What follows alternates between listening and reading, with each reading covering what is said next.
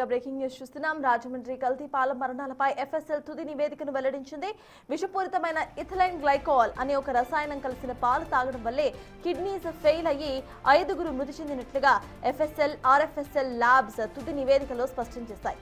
ఇప్పటికే కల్తీపాల కేసులో నిందితుడిని అరెస్ట్ చేసిన పోలీసులు అతడిపై 9 కేసులను నమోదు చేశారు.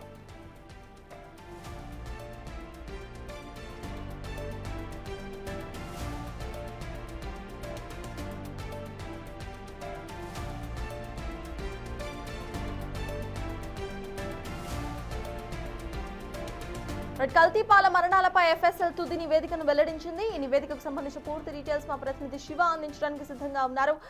శివ, చెప్పండి, ఇటు ఇథిలిన్ గ్లైకాల్ ఆ పాలలో కలవడం కారణంగానే కిడ్నీస్ ఫెయిల్ అయి చనిపోయినట్టుగా ప్రథమ నివేదిక వచ్చినట్టుగా సమాచారం. సో దానికి సంబంధించి అప్డేట్స్ ఏంటి? అసలు ఈ రిపోర్ట్లో ఇంకా ఏమేమి అంశాలను ఇటు ప్రస్తావించింది ఎఫ్ఎస్ఎల్?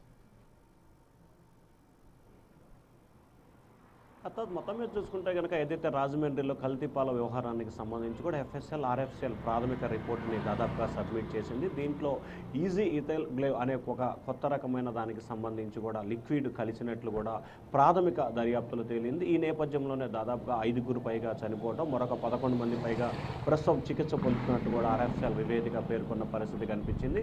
అయితే గత నెల 16వ తేదీన కృష్ణవేణి అనే మహిళ మొదటగా కిడ్నీ వ్యాధికి సంబంధించి చనిపోయిన పరిస్థితి కనిపించింది. ఆ తర్వాత ఒక్కొక్కరుగా ఈ సంఘటన వెలుగులోకి వచ్చిన పరిస్థితి కనిపించింది. ఏదైతే ఈ లిక్విడ్ కలవటం మూలంగా కూడా ముందుగా కిడ్నీలకు సంబంధించి ఎఫెక్ట్ పడుతుంది. ఆ తర్వాత పూర్తి స్థాయిలో కిడ్నీలు ఏమాత్రం కూడా పనిచేయకుండా మల్టీ ఆర్గానిక్స్ పూర్తి స్థాయిలో పనిచేయకుండా పోయే ప్రమాదం ఉందని చెప్పి ఆ నివేదికలో పేర్కొన్న పరిస్థితి కనిపిస్తోంది.